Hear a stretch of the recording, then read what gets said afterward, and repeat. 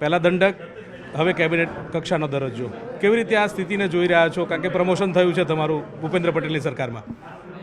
આમ તો સરકારની વ્યવસ્થામાં જરૂરિયાત પ્રમાણે જ્યાં જ્યાં સરકારને યોગ્ય લાગે એ પ્રમાણે વ્યવસ્થામાં આવતા હોઈએ છીએ.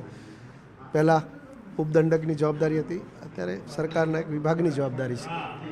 પણ અંતે તો જનકલ્યાણના કામોની સરકારની પ્રાથમિકતા છે. જે રીતે પ્રજાનો જનવિશ્વાસ વધ્યો છે, અપેક્ષાઓ વધી છે, એ પ્રમાણમાં બધા સાથે મળીને ટીમ ગુજરાત તરીકે કામ કરવાની અમે બધી નીતિ બનાવી છે. આદરણીય ભૂપેન્દ્રભાઈ પટેલ સાહેબે અમને બધાને જનકલ્યાણના કામોને અગ્રિમતા આપવાની અને પ્રજાની અપેક્ષા મુજબ વિભાગ કેવી રીતે સારું કામ કરી શકે એ ધ્યાન રાખવાનું કહ્યું છે.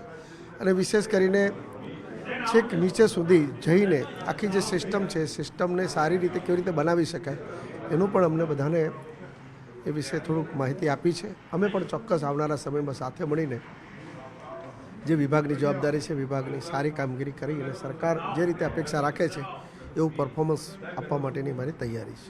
અને નાગરિક પુરવઠો આપને આપવામાં આવ્યો છે. આમ જોવા જઈએ તો અનેક વખત પ્રશ્નો ઉદ્ભવતા હોય છે કે છેવાડા લોકો સુધી પહોંચાતું નથી. આ સ્થિતિ, આ જે ચેન છે એને કેવી રીતે તમે સાર્થક કરશો? હા, એ ચોક્કસ અમે એક ટીમ તરીકે બેસીને આની ચોક્કસ વિચારણા કરીશું. થોડો પ્રવાસ પણ કરીશું, જિલ્લા સ્તરે જઈશું, છેક લાભાર્થી સુધી પહોંચીને પણ આ સિસ્ટમને પૂરી સમજીશું.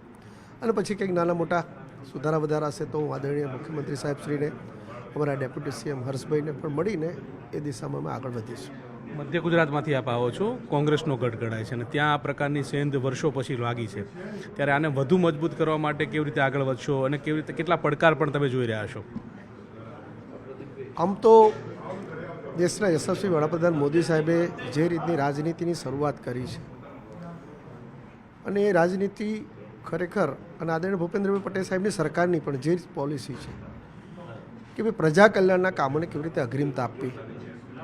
પ્રશ્ન નાનો હોય કે જે એની રજૂઆત મુજબનો હોય એને સમજીને એનું સમાધાન કેવી રીતે લાવી શકાય અને એ દિશામાં ચોક્કસ અમે બધા સાથે મળીને કામ કરવાનો પ્રયત્ન 100% કરીશું. અને મને વિશ્વાસ છે કે એ વિભાગમાં જે કંઈક જવાબદારીની ભાગ હશે, સરકારનો જે કંઈક ભાગ હશે, સરકારની જે અપેક્ષા હશે એ પ્રમાણે અમે કામ કરીશું.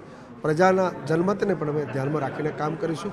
મધ્ય ગુજરાત પણ તમે જોતા હશો, અત્યારે આખું મધ્ય ગુજરાતમાં સૌથી વધારે એકાદ બે ધારાસભ્યોને બાદ કરતાં બધા જ ભારતીય જનતા પાર્ટીના ધારાસભ્યો છે. સ્થાનિક સ્વરાજની સંસ્થાઓ પણ ભારતીય જનતા પાર્ટી સાથે છે. પંચાયતથી મળીને બધી સંસ્થાઓ અને સહકારી સંસ્થાઓ પણ ભારતીય જનતા પાર્ટી પાસે છે. એટલે બધા નીચે કાર્યકર્તાની ટીમ તો ખૂબ મોટી છે, બધા વ્યવસ્થામાં પણ છે.